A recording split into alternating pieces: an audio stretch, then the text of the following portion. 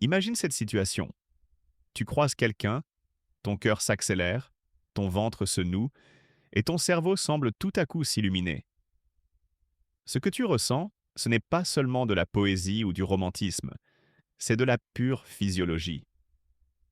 Tomber amoureux, ce n'est pas seulement une histoire de sentiments, c'est une véritable tempête neurochimique qui se déclenche dans ton corps. Tout commence par une étincelle dans ton cerveau, une activation de circuits très anciens liés à la récompense. Tes sens captent un visage, une voix, un parfum. Ces informations montent vers les zones qui reconnaissent et évaluent ce que tu perçois, puis vers l'amygdale, le centre d'évaluation émotionnelle. Est-ce important, rassurant, désirable? Si la réponse est oui, l'amygdale et les zones de décision envoient des signaux d'activation, principalement via un messager appelé glutamate, vers une petite région profonde du cerveau qu'on appelle l'aire tegmentale ventrale. Ces signaux stimulent plus souvent les neurones de cette zone, qui libèrent alors de la dopamine vers le noyau accumbens, le striatum, et les régions responsables de la planification et des choix. Là, certaines zones s'illuminent. C'est le circuit de la récompense, le même qui réagit à la nourriture, au sport, et même à certaines drogues. La dopamine, c'est le neurotransmetteur de la motivation, du désir, de la récompense. Résultat, ton cerveau associe cette personne à une source de plaisir intense et te pousse à te rapprocher d'elle. Mais la dopamine n'est pas seule. Très vite, d'autres messagers s'en mêlent. L'amygdale, qui vient de marquer cette personne comme très importante, active aussi l'hypothalamus, le chef d'orchestre des réponses corporelles. Il déclenche le système d'alerte du corps vers les glandes surrénales et réveille en parallèle une petite centrale située dans le tronc cérébral, le locus ceruleus, qui libère de la noradrénaline dans le cerveau.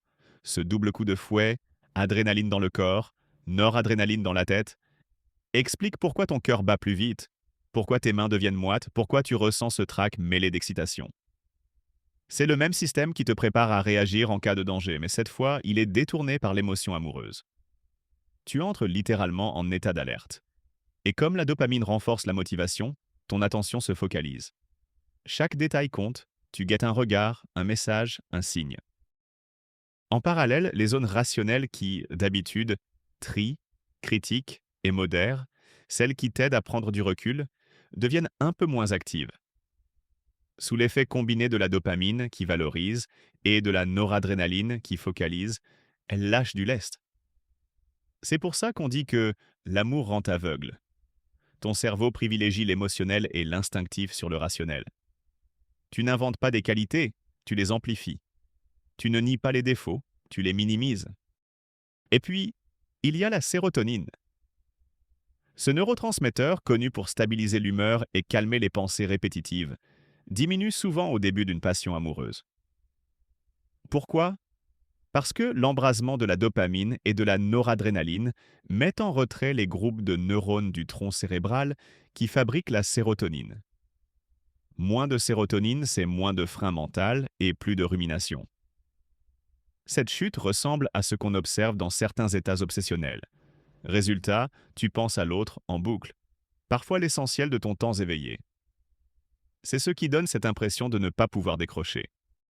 Pendant ce temps, plus en profondeur, l'ocytocine et la vasopressine s'installent progressivement. D'où viennent-elles et pourquoi maintenant?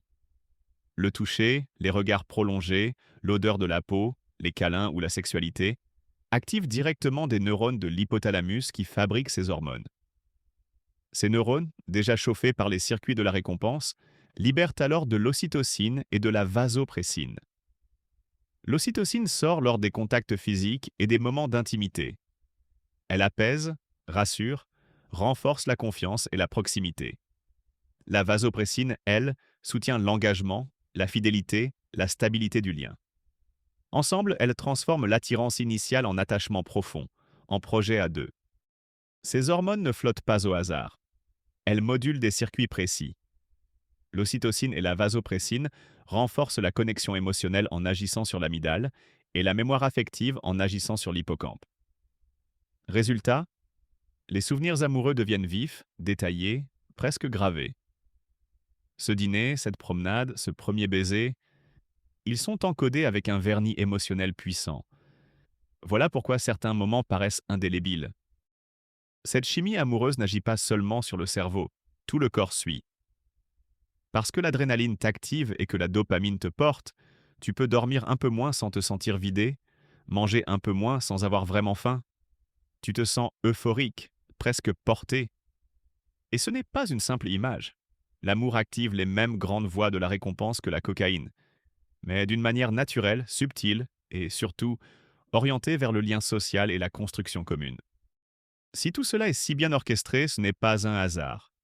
L'évolution a façonné ce cocktail pour favoriser la rencontre, l'attachement et, au bout du compte, la coopération à long terme et la transmission. La boucle est élégante. L'aire tegmentale ventrale et le noyau accumbens te donnent l'élan et l'envie.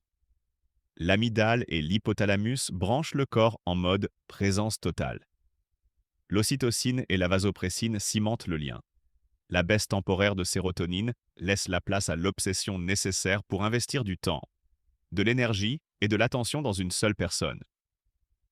Sans ce système, l'humanité aurait peut-être disparu. Avec lui, elle a appris à aimer, s'attacher, élever, transmettre. Alors, la prochaine fois que tu sens ton cœur battre plus vite quand tu croises un regard, souviens-toi, ce n'est pas seulement ton imagination, ni de simples papillons dans le ventre. C'est ton cortex qui reconnaît, ton amygdale qui étiquette, l'aire tegmentale ventrale qui allume la dopamine, le locus ceruleus qui diffuse la noradrénaline, l'hypothalamus qui libère l'ocytocine et la vasopressine, et les neurones du tronc cérébral qui lèvent un peu le pied sur la sérotonine. C'est ton cerveau, ta chimie interne, et des millions d'années d'évolution qui s'expriment en silence pour t'entraîner dans l'aventure la plus humaine qui soit, tomber amoureux.